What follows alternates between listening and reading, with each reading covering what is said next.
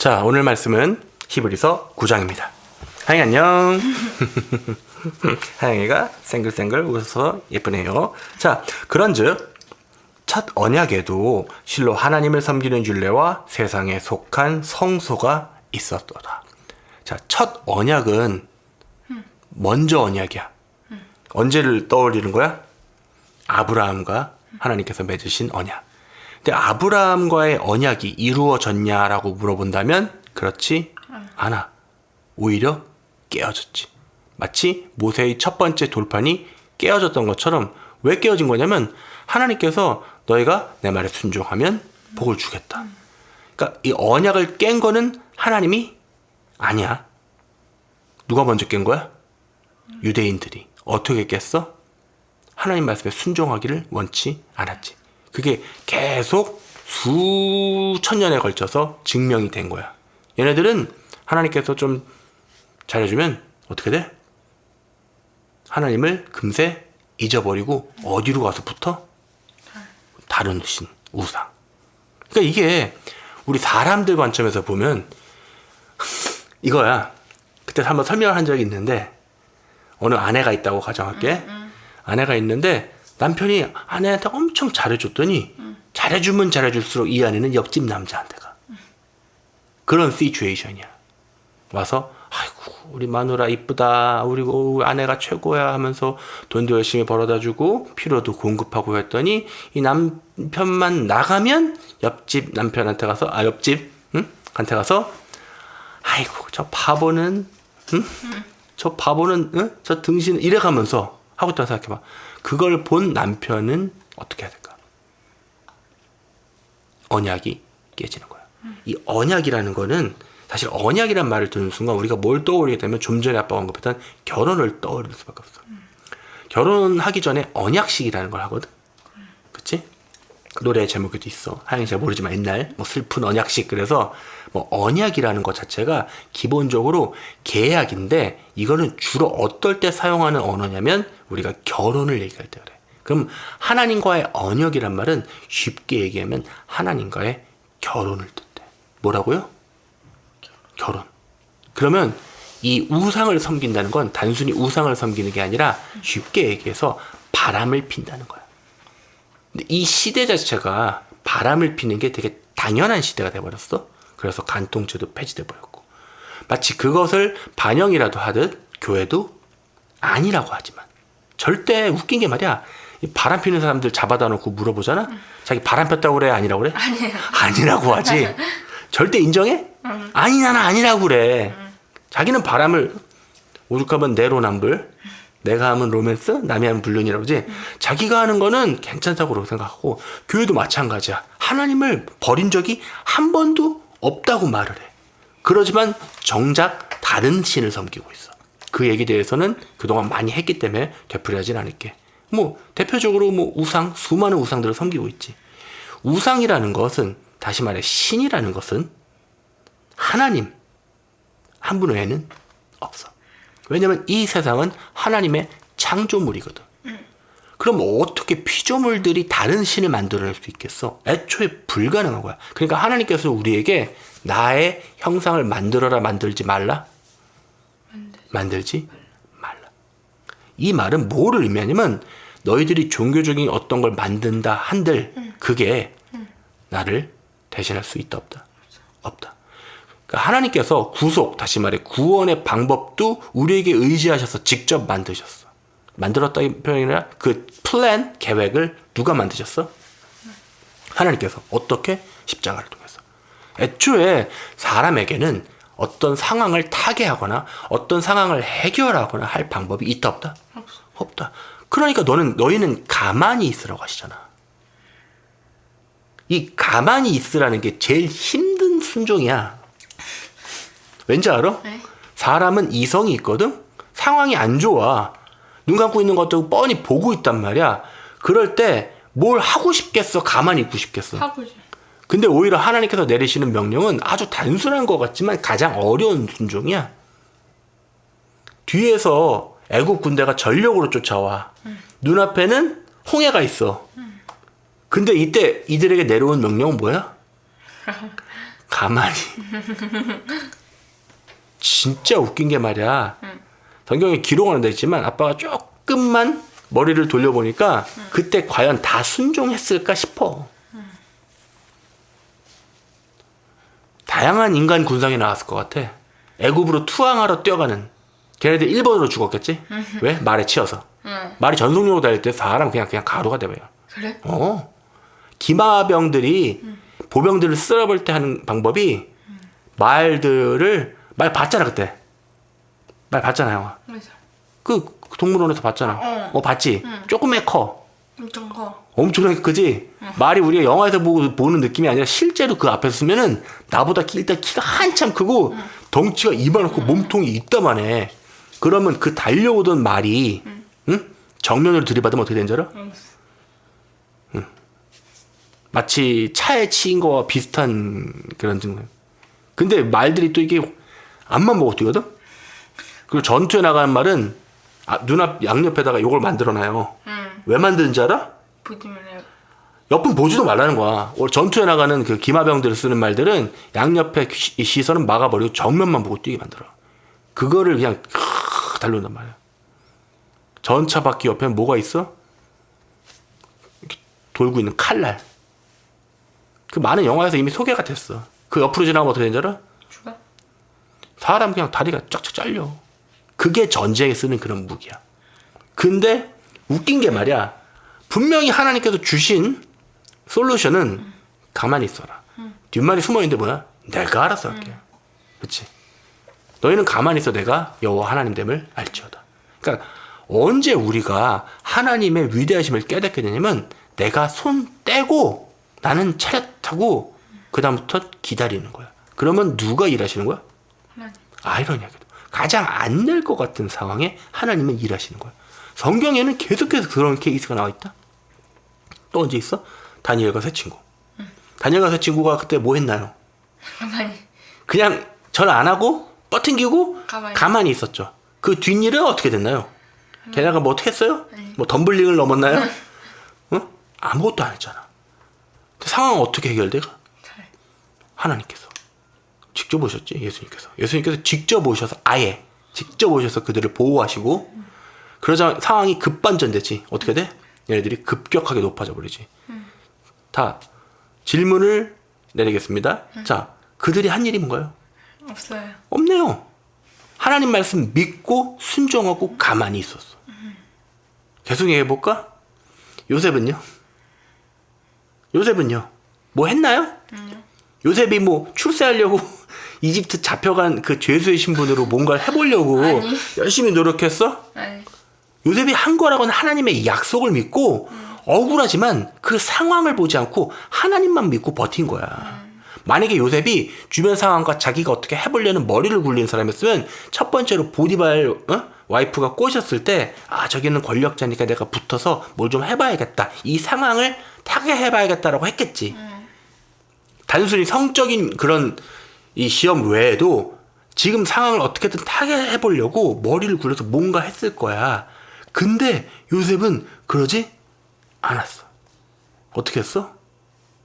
가만히 있었어. 심지어 자기가 꿈 해석을 해준 관원장들이 자기를 까먹었음에도 불구하고 사실상 뭐 그 감옥에서 뭐 할 수 있는 건 없긴 하겠지만 어쨌든 가만히 있었어. 그럼 요셉의 상황을 뒤집으신 분은 누구야? 하나님. 또 얘기해볼까?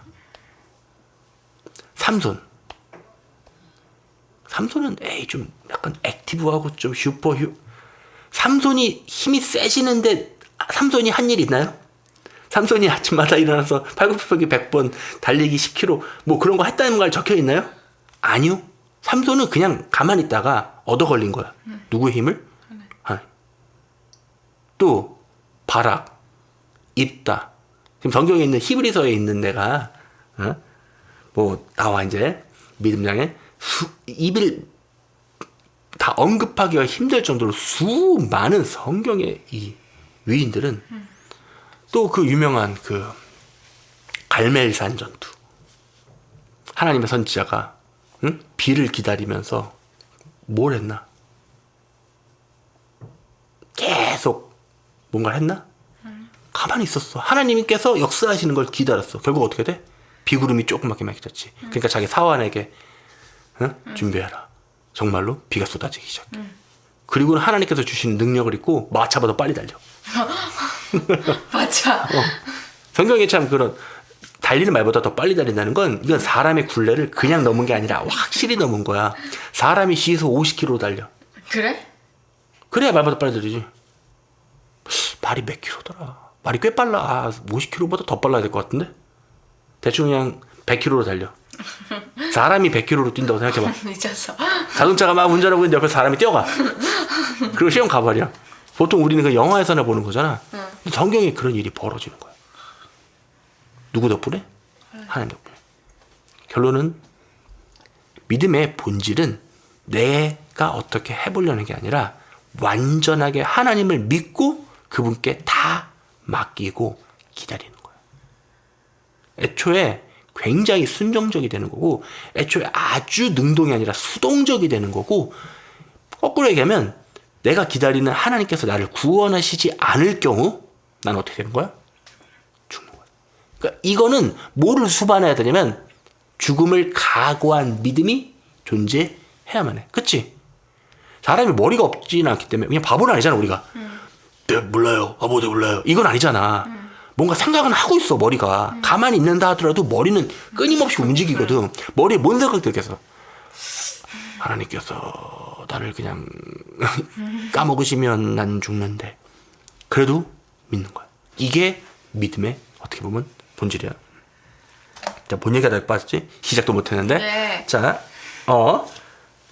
첫 언약 얘기하다 할 거지. 언약. 그냥 언약 그래. 자, 2절 한 성막이 마련되어 첫째 부분에는 촛대와 상과 차려놓은 빵이 있었는데 그것을 성소라 부르고 계속 지금 성소로 설명해 주는 거야. 두 번째 휘장 뒷부분은 지성소라 불리는 성막이네. 성소가 있고 지성소 더 거룩한 그러니까 단계가 구분되어 있는 거야. 지성소가 있는데 거기에는 금향로와 전체를 금으로 싼 언약궤가 있었고 언약궤가 뭐냐면 이 하나님의 약속의 상징이야. 그 안에는 만나를 담은 금항아리와 만나가 뭐지? 그 광야 생활의 상징이잖아. 이게 뭐냐면 만나를 보면 우리가 뭘 기억해야 되냐면 내가 먹고 살았어. 하나님이 우리를 먹여 살렸어. 그걸 기억하는 거야. 만나의 상징이 그거야. 광야, 척박한 땅, 먹을 게 하나도 안 나는 땅. 다시 말해 내가 뭔 짓을 해도 나를 어떻게 할 수가 없는 곳에서 하나님께서 나를 먹여 살렸다는 상징이 만나야. 오죽하면 성경에 너의 입을 크게 벌려라. 내가 채우리라. 이게 이 말씀을 읽다가 내가 이게 다른 의미인 줄 알았는데 요즘 이번 주에 혼자 예배 드리다가 알게 되는데 입 크게 벌려라. 다시 바꾸면 많이 먹어봐라. 내가 다 채울. 하나님께서는 우리의 기본적인 욕구를 아셔. 안 먹으면 죽는다는 거 알아. 근데 사람들은 그 못 먹을까봐 걱정이 여기도 못 먹을까봐 걱정이 많으신 분이 한 분 앉아 계시죠? 아니에요. 아니에요? 네. 아 정말이에요? 네. 아 믿어드릴게요. 그래서 하루 3끼를 카운트 하시는. 이제 안 그래요. 아 이제 안 그래요? 네. 이분께서 과거에는 하루에 3끼를 카운트 하셨다고 합니다. 아 근데 그 하여간 그런 게 아니라 모두 다 그래. 사람들 다 그래. 지금은 음식이 넘치는 시기지만 이제 곧 음식이 씨가 말라버리는 시기가 와. 벌써 사실은 그게 보이고 있어. 의도적인 세력들이 음식을 이 땅에서 지워버리기 위해서. 왜냐면 그걸로 인해서 사람을 통제하기를 원하거든. 사람이 가장 쉽게 움직이는 게 뭐냐면 돈도 아니고 사실 먹을 거야. 한 일주일만 굶겨봐. 1억 줄래 밥 먹을래? 밥 먹지. 10억 줄까 밥 먹을 밥이야. 일주일만 굶어보면 돈이고 황금이고 뭐 포르쉐 다 필요 없어. 뭐야? 먹을 거야. 일주일이면 돼 진짜. 전 세계 사람들 일주일만 굶어봐. 뭔 일이 벌어지는지 알아? 사륙. 그때 말했잖아. 그래서 말세 먹을 게 없어진대. 그래서 육적으로 반응 사람들이 뭔지 알아? 먹을 거 사다 제겨. 막상 근데 진짜 그런 일이 벌어지면 먹을 거 제일 많이 제겨놓은 집이 제일 먼저 죽어. 왜 그러게? 사람들이 거기 털 거 아니야. 그럼 방비해야 되니까 싸우니까 어떻게 돼? 전쟁이 일어나면 죽는 거야. 전투력이 높으신 분들은 좀 딱 됐지만 얼마나 버틸까? 때로 덤벼드는데. 그러니까 그 때로 덤벼드는데 방법이 없을 거 아니야. 그렇지? 전투력이 안만 높으면 어떻게 뭐 한 10만 명 오는데 다 싸워서 이길 수 있어? 그러니까 자기의 방법이 소용이 없어진다는 거야. 그래서 우린 누가 필요해? 어느 분의 동호심이 필요한 거야. 음식 많이 챙겨도 답이 안 나와. 그러니까 상황이 이 말세는 어떻게 보면 하나님의 긍휼인 게 빨리 너희들의 결단을 촉구하는 거야. 머리를 굴려서 생각해보라는 거지. 니네가 너희를 지킬 수 있어? 못 지키는데요. 그럼 너는 어떻게 할래? 항복해야 되는데요. 누구한테? 나한테. 누구? 창조주. 상황이 계속해서 안 좋아진다는 건 의외로 하나님의 긍휼이신 거야. 상황을 보고 너희가 머리를 굴려본 결과 답이 안 나오지. 이제서야 나한테 항복할 마음이 드냐? 이거라는 거지. 또 뭔 얘기가 다 빠졌냐? 만나 얘기가 다 빠졌나? 만나. 오늘 왜 이렇게... 자, 만나를 담은 금항아리와 아론의 쌍난 지팡이와 언약의 돌판들이 있었더라. 어디? 그 언약궤 안에. 또 그 위에는 자비석을 덮는 영광의 그룹이 뭐냐면 그룹 천사야. 캐로빔. 이렇게 어떻게 돼 있냐면 이렇게 돼서 서로 이렇게 날개를 이렇게 맞닿아서 그 위를 이렇게 덮고 있어. 감추고 있어. 지극히 거룩한 분의 상징이니까. 이것들에 관해서는 지금 낱낱이 말할 수 없노라. 이제 이런 것들이 그렇게 마련되어 있어서 제사장들이 언제나 첫째 성막 안으로 들어가서 하나님께 예배하는 일을 수행하나. 다시 말하면 조금 성경을 바꿔서 내가 이해하기 좋게 얘기해주면 하나님을 들어가서 누가 만난 거야? 제사장만 만날 수 있어. 하나님은 누구만 만날 수 있다고요? 제사장. 근데 아이러니하게 하나님께서는 모두가 제사장 같기를 원하시는 거야. 그럼 하나님의 속뜻은 뭘까? 다. 우리 지금 만나. 네. 당장 만나. 그 노래가 갑자기 생각났어. 그래? 있어. 우리 지금 만나. 하나님의 당장 만나. 엄마 터졌다. 자, 하나님의 마음은 예배, 어떤 특정 그런 게 아니라 어떻게 보면 만나고 싶은 거야. 본질은 그래. 둘째 성막은, 근데 이 첫째 성막은 어느 정도 그냥 들어갈 수 있었어. 근데 이 더 거룩한, 다시 말해 지성소가 있는 이 둘째 성막은 아무나 못 들어가. 누구만 들어가 있냐면 대제사장만. 그것도 1년에 한 번. 그 절기 대속제일에 들어가서 피 없이는 또 못 들어가. 피 없이. 피 없이는 한마디로 희생제사 없이는 못 들어가. 이 피는 자기 자신과 백성들의 잘못들을 위해서 드렸던 것이라. 지금 율법을 설명하는 중이야. 성령께서 이것을 통해 보여주시는 것은 첫째 성막이 서 있는 동안에도 지성소로 들어가는 길은 아직 나타나지 않았다는 것이라. 다시 말해 율법을 우리가 곰곰하게 보면은 첫째 성막 있고 두 번째 성막, 더 거룩한 그곳, 아무나 함부로 못 들어가는데 대제사장만 온리 출입할 수 있는데, 그 대제사장도, 이 발음 어려워. 대제사장. 대제사장이 조차도 함부로 들어갔단 직사하는 그 무시무시한 곳. 아마 등골이 서늘해서 들어갔을 거야. 왜냐면 자기 죽을 수 있다는 걸 알고 있고 이미 죽은 애들을 봐오고 교육받으면서 커왔거든. 그럼 자기의 본인의 죄가 해결되지 못한 채로 들어가면 즉사야. 즉사. 딴 사람이 하려고 들어가면 그 사람도 직사. 또 들어가면 또 직사. 들어가면 직사. 이런 상황이야. 얼마나 무서운 곳이 알겠어? 그럼 사람이 느낄 수 있는 딱 감정은 뭐야? 최고의 공포. 거기 왜 그런지 알아? 왜 죽는지 알아? 계신 분. 지극히 거룩하신 분이 그곳에 계시기 때문에 함부로 출입 자체가 안 되는 거야. 우리는 가끔씩 하나님을 우습게 본단 말이지. 마치 그냥 나를 위해 대기하고 있다가 내 가려운 데를 긁어주는 쉬리 같은 존재? 하나님? 지니, 램프의 지니 같은 그런 존재로 생각을 해버리거든. 응? 근데 실체의 하나님은 그런 분이 아니라는 거야. 그러니까 많은 특히 신약 시대로 넘어오면 하나님을 너무 우습게 알아. 거꾸로 율법 시대로 가면 하나님을 또 너무 무섭게 알아. 그 중도가 없는 거야. 사실 본질은 둘 다를 다 이해해야 돼. 하나님이 엄청나게 그러니까 아빠 설교의 대부분이 하나님의 두려움을 강조했었잖아. 왜 그런지 알아? 하나님을 우습게 하는 사람들이 많으니까 그런 거야. 만약에 거꾸로 하나님을 너무 두려워하는 사람이 많다면 설교의 방향이 바뀌겠지. 뭐라고? 하나님은 그때는 예수님의 면모를 강조할 수밖에 없겠지. 알겠어? 자, 그 가운데 하나님이 계십니다. 8절 성령께서 이것을 통해 보여주시는 것은 첫째 성막이 아까 했구나. 자, 9절 그것은 현재를 위한 모형이었으니 그에 따라 예물들과 희생제물들을 드려도 양심에 관해서는 섬긴 자를 온전케 할 수 없었더라. 한마디로 제사 안 만들어봐야 그 사람이 온전하게 돼? 안 돼? 안 돼. 안 되는 거야. 이 예배는 오직 먹는 것과 마시는 것, 씻는 것과 육신의 율례들에 근거한 것으로 율법 얘기하는 거야. 이것들은 개혁의 때가 올 때까지만 부과된 곳이로다. 그러니까 다음에 어느 형태가 오는데 그 전까지만 유효한 거야. 그러나 그리스도께서는 다가올 선한 것들의 대제사장으로 오셔서 이분의 직함이 뭐야? 대제사장. 그럼 어디를 들어가실 수 있어? 지성소. 그렇지. 손으로 짓지 아니한 곧 이러한 건물이 아닌 더 크고 더 온전한 성막을 통해서 염소와 송아지 그딴 피 말고 오직 자신의 피로. 왜냐면 지성소는 어디로 들어갈 수 있어? 피가 있어야 되거든. 자신의 피로. 한 번 성소에 들어가셔서 우리를 위하여 영원한 구속을 이루셨느니라. 그때 이 말씀이 이해가 옛날에 안 갔어.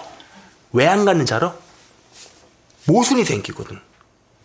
분명히 예수님께서는 한 번에 완벽한 영원한 구속을 이루셨단 말이지. 그럼 죄가 없어져야 돼. 맞잖아. 없어졌어? 그러니까 인간의 머리로는 이게 이해가 안 되는 거야. 하영 어떻게 생각해? 자, 예수님께서 분명 완벽한 한 번, 두 번 드린다고 써 있어 지금? 아니지.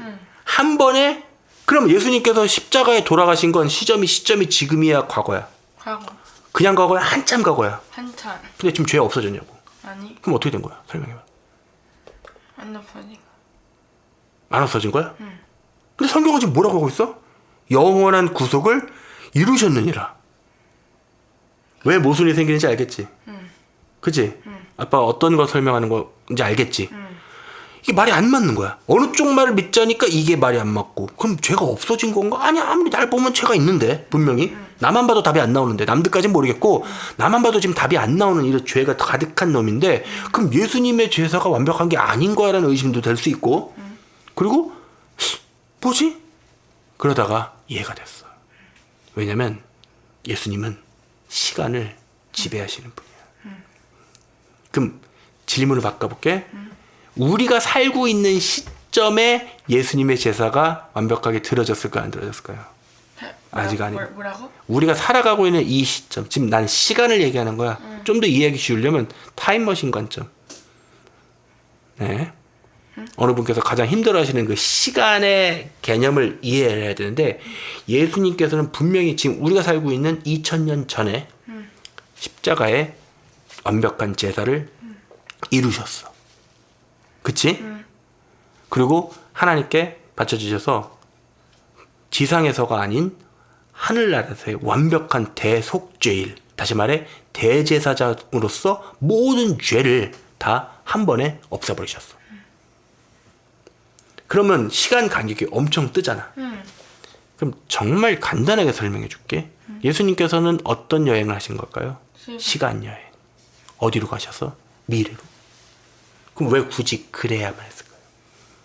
그때 없어버리면 그 뒤로는 없어지는데. 백보자 심판까지는 사람들의 이게 판단이 끝났어, 안 끝났어?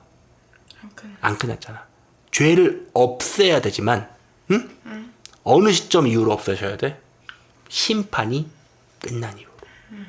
그치?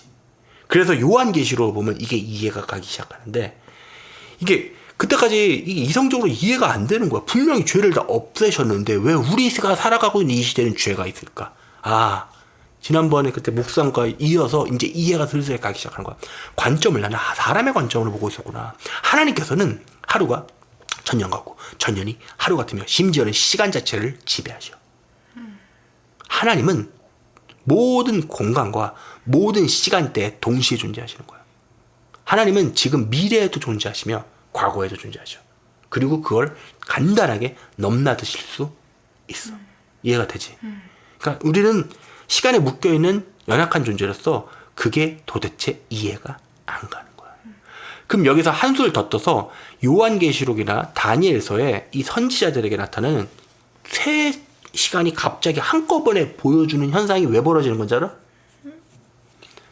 그러니까 이 예언을 볼 때 아주 힘든 것 중에 하나가 뭐냐면 예언서를 볼 때 어떤 선지자에게 하나님께서 뭘 보여주시는데 미래의 시점인데 이게 한 시점이 아니라 3개, 4개를 막 동시에 보여주셔. 이게 그럼 누구의 관점인지 알아? 하나님의 관점. 하나님의 관점은 굳이 시간대를 분리해서 보시는 게 아니라 어떤 이벤트들을 동시에 볼 수 있어. 그러니까 그렇게 보여주니까 이 선지자들은 눈이 돌아가는 거야. 그럼 요한계시록에 사실은 환상이라고 알고 있지? 응? 그 환상은 정말 환상을 보는 걸까? 아니면 하나님의 능력으로 이 선지자들이 그 시대로 이동해서 직접 보고 온 가능성이 높을까? 오히려 직접 봤을 가능성이 높아. 우리는 영화나 이런 걸 보면서 시간여행 이런 걸 보면서 사실 불가능하고 라고 하지만 하나님께는 불가능한 일이 없어.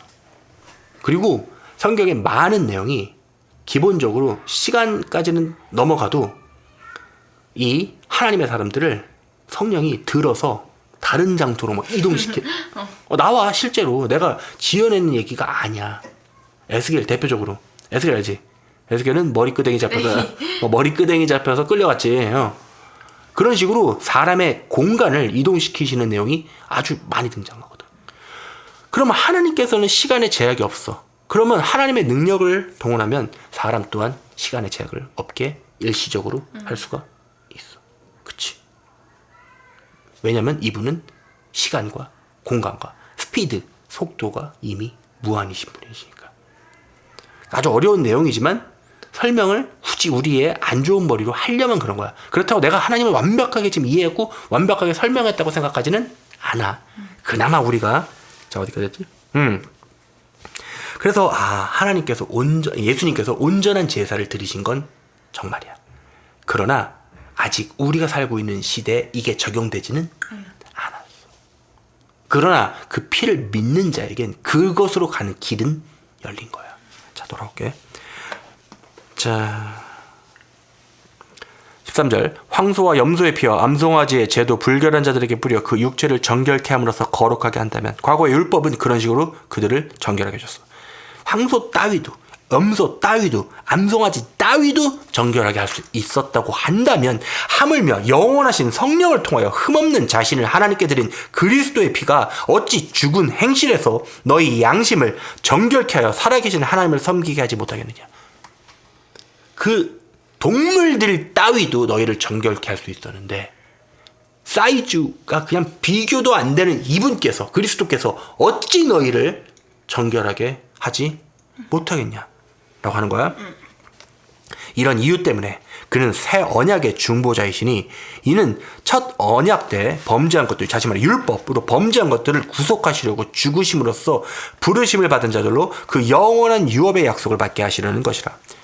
유언이 있는 곳에는 유언한 자, 유언이 죽을 때 하는 말이야. 유언한 자의 죽음도 필연코 따라와야 하리니 유언은 사람이 죽은 후에야 효력이 있으며 유언한 자가 살아있는 동안엔 전혀 효력이 없느니라. 그러므로 첫 언약도 피 없이 드려진 것이 아니니 모세. 첫 번째 언약은 모세와 관련이 있어. 모세가 율법대로 모든 계명을 온 백성에게 말한 후에 그때 실제로 송아지와 염소의 피와 물과 주홍색 양털과 우슬초를 가져다가 그 책과 온 백성에게 뿌리며 말하. 그러니까 모세가 실제로 그렇게 했어. 이것은 하나님께서 너희에게 명하신 언약의 피라. 그때는 어떤 피인지 공개할 수가 없었기 때문에 이들에게 예수 그리스도의 피가 이미 공개된 시점이 아니기 때문에 그 그림자로서의 피를 뿌렸단 말이야. 더 나아가 그는 피를 가지고 성막과 섬기는 데 쓰이는 모든 기명들에 뿌르니라. 한마디로 피가 없이는 정결하게 될 수가 없어. 옛날에 말이야, 내가 그걸 확실하게 깨달은 적이 있는데, 우리가 상처 나면 피 나잖아. 우리는 그 피가 좀 막 좀 징그럽고 더러워 보이니까 이게 안 좋은 거라지만, 사실 피가 흘러야 상처가 나. 언제 내가 확실했냐면, 옛날에 아빠 코에, 지상거진? 아니 여기 이렇게 계속 없어지지 않는 딱지가 뭔 짓을 해도 안 없어지고 안 낫고 해서 이 꽤 오래가 씌어있어. 엄마나 아마 기억날 거야. 그러다가 어떻게 딱지가 떨어지면서 피가 보통 많이 난 게 아니라 오늘 코에서 이렇게 피가 나는 거 처음 봤어. 피가 막 줄줄줄 났어. 그러더니 말끔하게 난 거야. 지금은 흔적이 없어. 그때 깨달았어. 아, 이 피는 능력을 가지고 있구나. 피에 생명이 있다는 걸 깨달았어. 피는 소중한 거야. 그러니까 이 사탄의 저 나쁜 놈들이 인간한테서 가장 값어치 있는 게 뭔지 알아? 피야 결국. 그러니까 그거 먹으려고 한. 먹어? 네. 근데 이거 뭐 좀 더 정확히 얘기하면 공포에 질린 사람들의 피. 왜냐면 공포나 죽기 직전에 호르몬까지 더해져서 그 피에 흐르게 되거든. 그걸 먹기 위해 그러니까 이 사탄의 자식들은 용서하면 안 돼. 진짜 입으로 꺼내기도 사람한테 진짜 몹쓸 짓을 진짜 한단 말이야.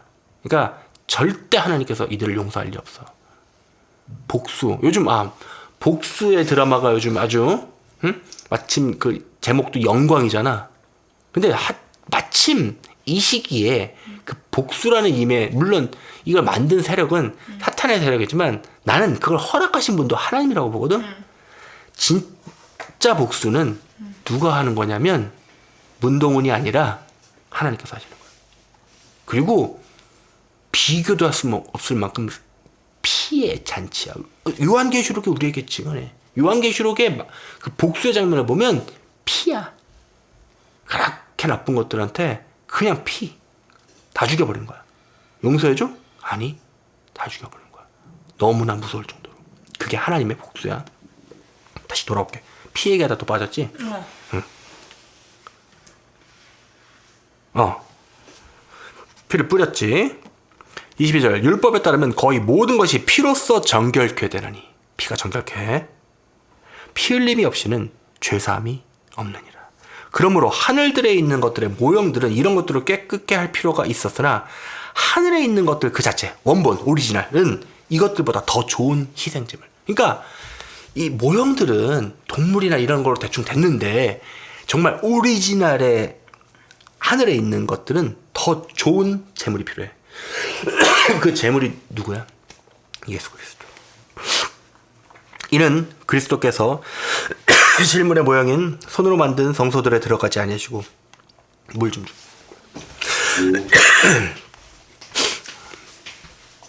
바로 그 하늘 자체에 들어가셔서 우리를 위하여 하나님의 면전에 지금 나타나 계시기 때문이라. 그러니까 하나님께서 정말 하늘에 있는 그 성소, 하늘에 있는 성막, 지금 그 얘기하는 거야. 사람의 손으로 만든 게 아니라 정말 하늘 그 자체에 들어가셔서 우리를 위해서 하나님의 면전에 지금 나타나 계시기 때문이라. 지금 시기적으로 말하면 그 완벽한 제사를 드리시기 전이야. 그리고 그러니까 이게 복잡한 거야. 이거 갖고 한참 한 얘기라도 해야겠네. 나중에 좀 더 묵상과 해통해서 시간여행 얘기로, 예수님의 시간여행, 뭐 재밌지? 그 주제로 다시 얘기해 줄게. 자, 어떻게 됐지? 오케이. 25절. 뿐만 아니라 대제사장이 해마다 다른 것들의 피를 가지고 성소에 들어가는 것처럼 여러 번 자신을 들이실 필요가 없어.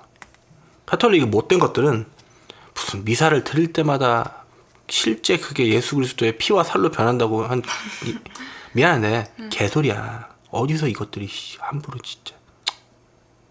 얼마나 악한 것들이 죽으려고 진짜. 무슨 그러니까 완전 못돼 처먹은 것들이야 진짜. 완전 마음 같아서 이제 쌍욕을 하고 싶거든 지금. 쌍욕이 막 치밀어 오르는데 어디서 감히 진짜 예수님 뭐 재료야?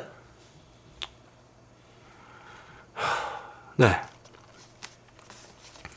그리하면 세상의 기초가 놓인 이래로 그가 여러 번 고난을 당할.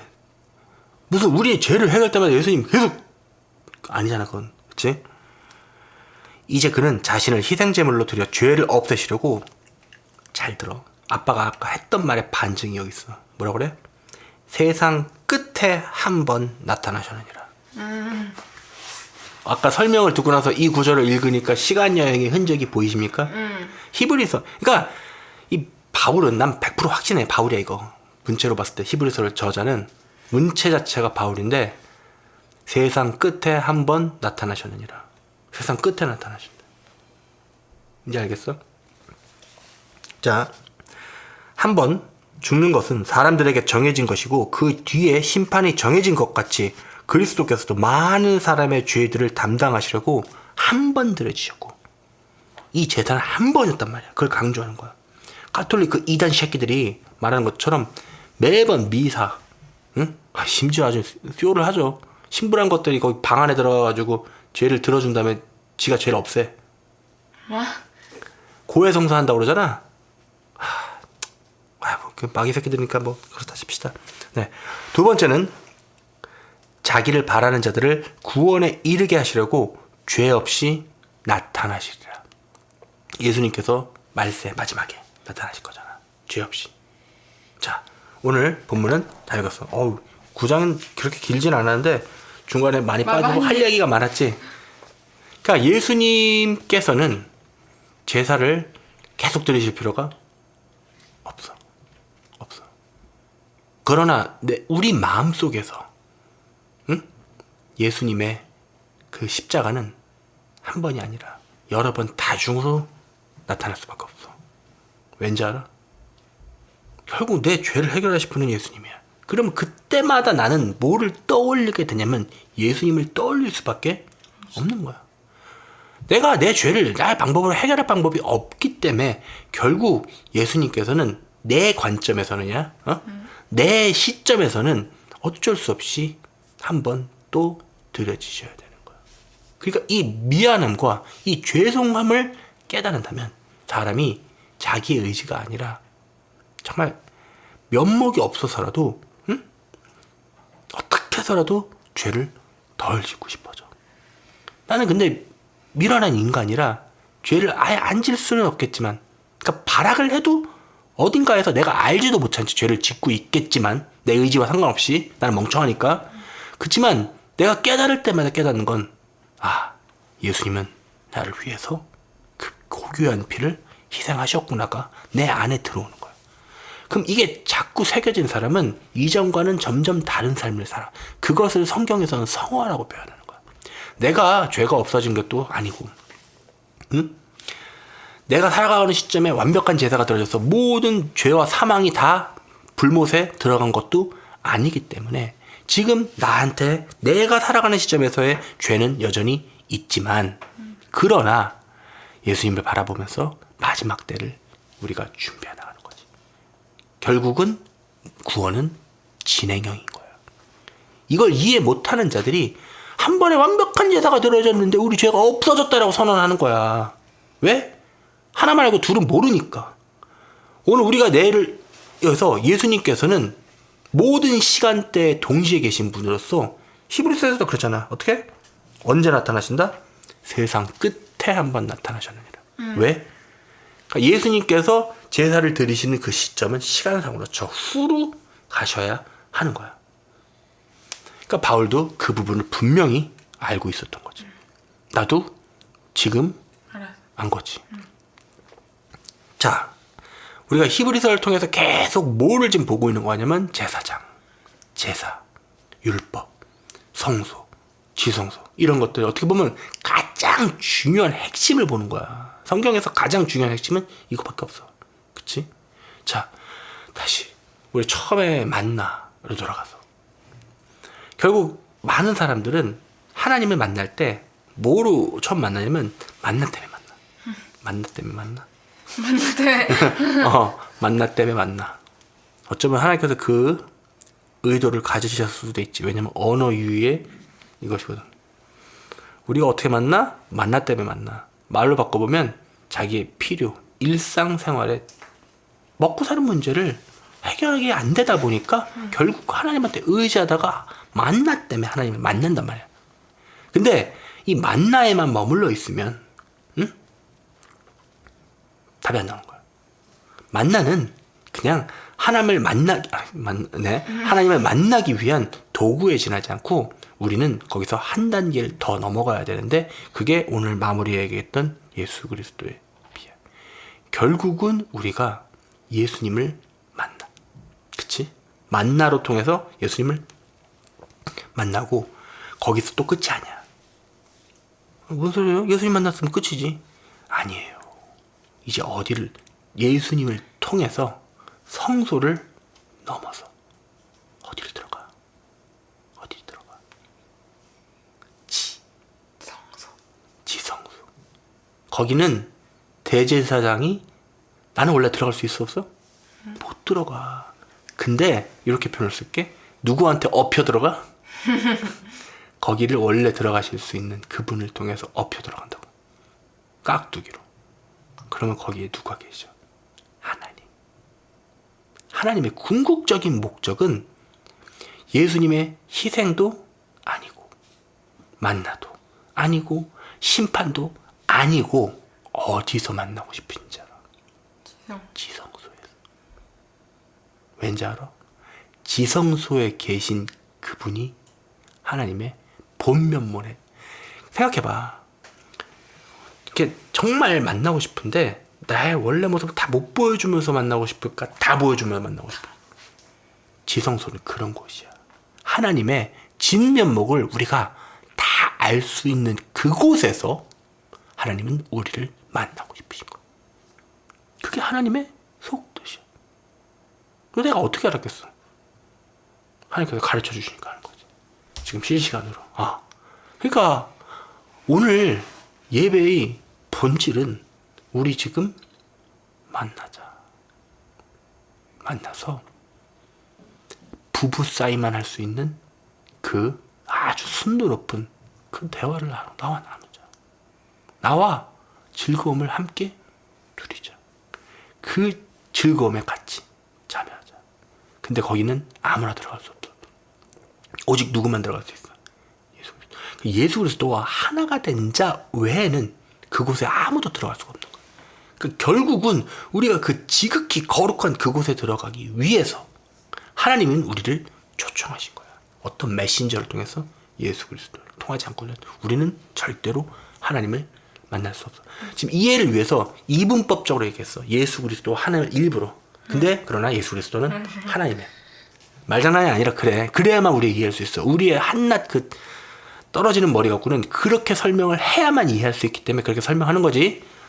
태클 거지 마시기 바랍니다. 또 괜히 또 예수님이 하나님인데 이러시는 그런 적색분자들이 있을 것 같아서. 아니 꼬투리를 잡는 게 목적 있는 사람들이 있어. 그런 사람들이 있어. 꼭 있더라고. 이해를 위해서 이렇게. 왜냐면 또 시간 여행에 꽂혀갖고 또 딴 얘기할 수 있는데 사실 하나님께서는 불가능이 없으신 거야. 그러니까 이 성경을 보다가 깨달음이 오면은 아니 정말 너무 재밌는 거야. 왜냐면 원래 아빠는 원래 그런 주제를 좋아하거든. 원래 이렇게 뭐 이렇게 해석하고 뭐 그런 뭐 SF도 좋아하고 우주도 좋아하고 그런 사람이야 원래. 원래 그런 사람인데 성경에서 그런 내용이 발견되니까 그냥 침을 질질 흘리는 거지. 그 성경이 더 재밌어 솔직히. 성경만큼 재밌는 게 없어. 근데 내 혼자 힘으로 재밌는 게 아니라 하나님께서 열어주시니까 재밌는 거야 솔직히 말해서. 이 까막눈, 눈이 까매. 아무것도 안 보여. 그러면 재미가 없어. 근데 하나님께서 눈을 열어주셔서 눈이 하얀 눈이 됐어. 까막 눈의 반대니까. 하얀 눈이 되면 잘, 할 수 있습니다. 자, 기도합시다. 하나님, 감사합니다. 우리가 말씀 묵상하며 주께서 숨겨놓으신 여러 구절들을 통해서 하나님의 그 정말의 뜻을 이해할 때마다 너무나 감사하고 너무나 즐겁고 우리가 이 시간이 하나님과 함께 보내는 시간과 같아서 너무나 행복합니다. 주님, 지금 우리를 만나시려고 오시고 있는 것을 알고 있습니다. 이제 우리도 그것을 깨닫고 우리도 주님 만나러 출발하겠습니다. 하나님, 출발해서 계속 걷다 보면 결국 그 중간 어딘가에서는 만나지 않겠습니까? 너무나 그리워서 잊고 살고 조금이라도 덜 생각하려 하지만, 그러나 주님 만나는 그 순간이 너무나 그리워서 하나님 그 순간을 향해 나아갑니다. 주님 석히 오셔서 이제 우리 만나 주셨고, 지극히 거룩한 그 지성소에서 주님만 만나며 그 어떤 것도 배제하지 천국의 영광을 누리는 그날까지 우리를 굳게 붙잡아 주시옵소서. 예수 그리스도 이름으로 기도했습니다. 아멘.